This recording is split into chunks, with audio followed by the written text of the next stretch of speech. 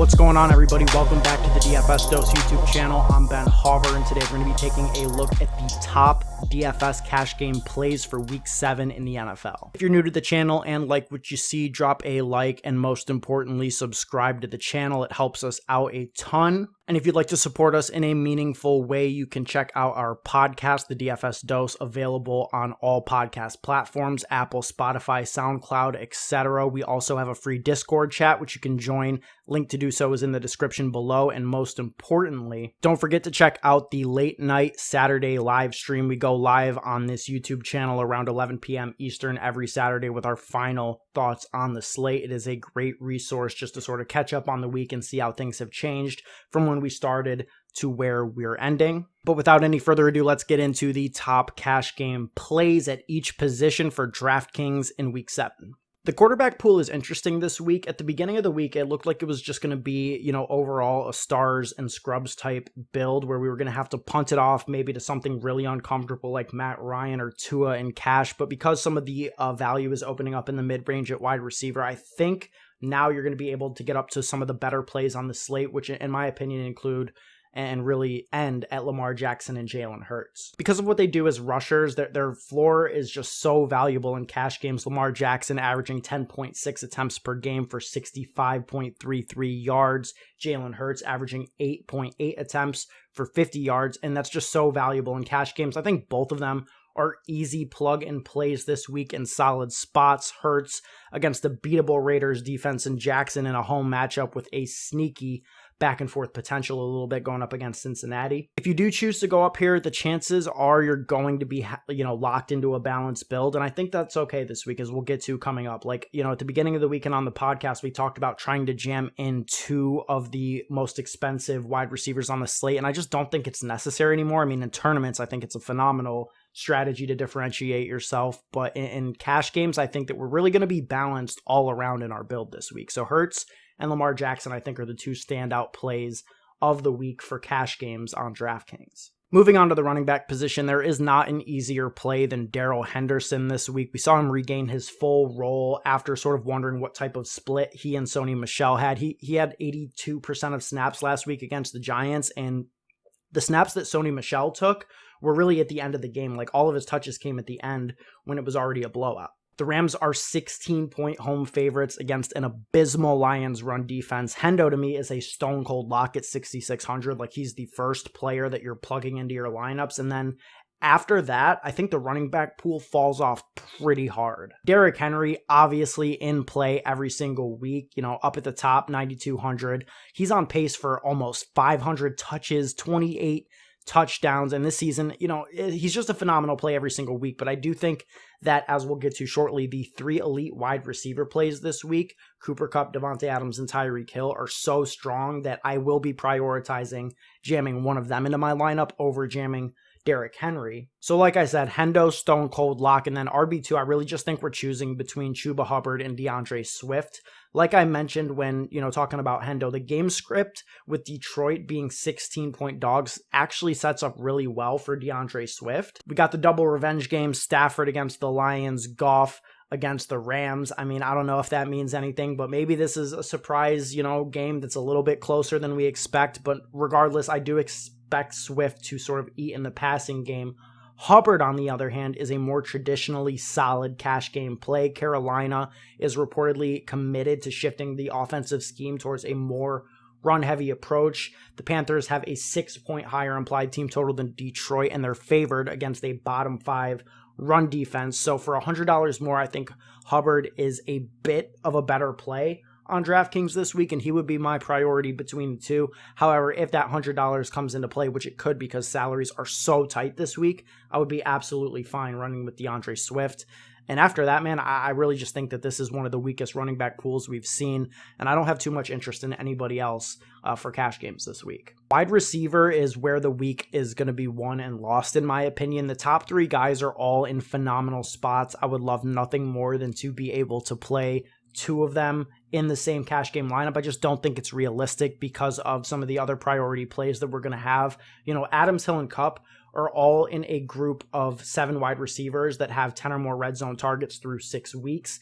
My rank for them in cash games would be Cooper Kupp, Tyreek Hill, and then Devontae Adams. But, having Adams third just shows how close it is because he himself is an amazing play as always. To me, Kupp should be the highest priced wide receiver in any given slate. He's still not. He is far and away the best fantasy wide receiver in the game right now, averaging 2.5 fantasy points per game, higher than the next closest player. Situationally, from a game environment spot, I like Tyreek Hill the most, but he is still dealing with an injury.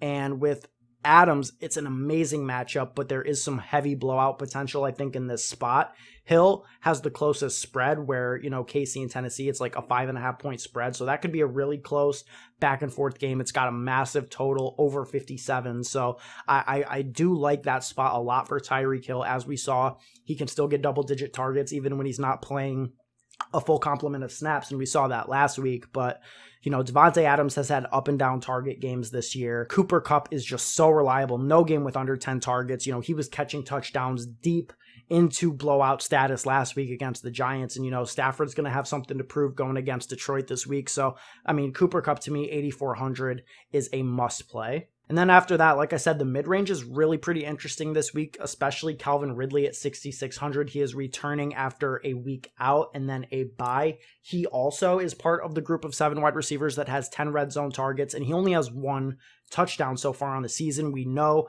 so far he is a great effective touchdown scorer in the league, and I think that we should definitely expect some positive regression in terms of him getting the utilization that we like to see and the results soon to follow. 6,600 is just too good of a play for Ridley, and then even a little bit lower, Chris Godwin I think is opening up a little bit. There's going to be no Gronk in this spot. There's going to be no Antonio Brown in this spot. The Bucs have a massive implied team total. He is way too cheap. He's a great play. Sterling Shepard was a great play in my opinion. There's going to be no Golladay, no Barkley, no Tony. Ingram is questionable. Slayton is questionable. He should feast as Daniel Jones' primary option this week, but there were reports that he potentially aggravated his hamstring injury in practice this week. So, it's really questionable as to whether Shepard's a good play. For a few $100s more, I think I would definitely prefer getting up to Chris Godwin. T. Higgins is viable this week. He has led the Bengals wide receivers, having the highest target share in the games where all 3 of them are healthy. But, it's really a price point thing. I just don't really find myself in this price range in the builds that I've been looking at. Rashad Bateman, to me, is a great play this week because you really do need to find a way to save salary to fit in all the players that we're going to want to be fitting in this week.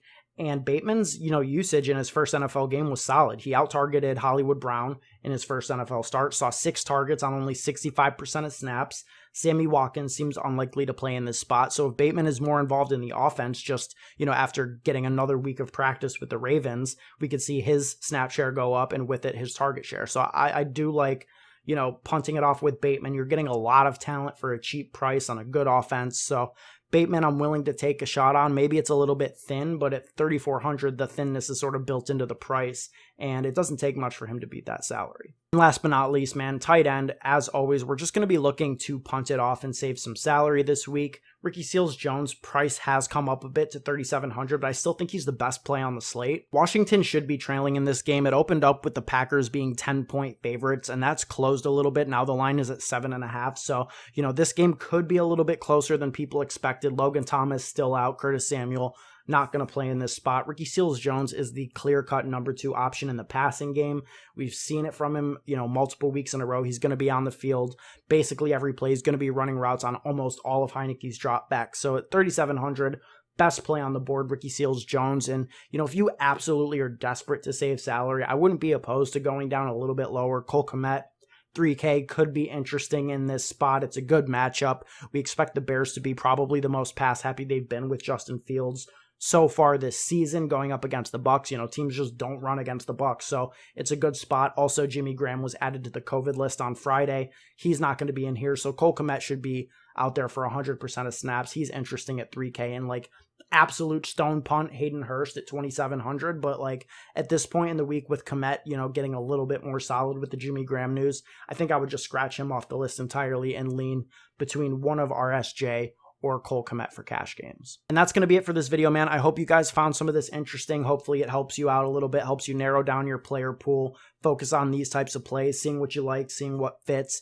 You know, if there's anybody that you think I should have included in the cash pool that I didn't, drop it in the comments below. Always interested to hear where the viewers, you know, where their heads are at this point in the week. And don't forget to check out the Saturday night live stream. I'll be on with Joey talking about everything, all the way that our thoughts have changed since we recorded the podcast earlier in the week. That'll be fun. We also do Q&As. You know, we can take your season-long questions, your DFS 2v2s, all that stuff. That'll be tomorrow, Saturday evening, around 11 p.m. Eastern. So stop on the YouTube channel, the Twitter. We also have it linked to Twitch. You can find the stream wherever you want to find it. Thanks so much for tuning in, guys. Appreciate it. And we will be back with the Week 8 edition of this video next Friday.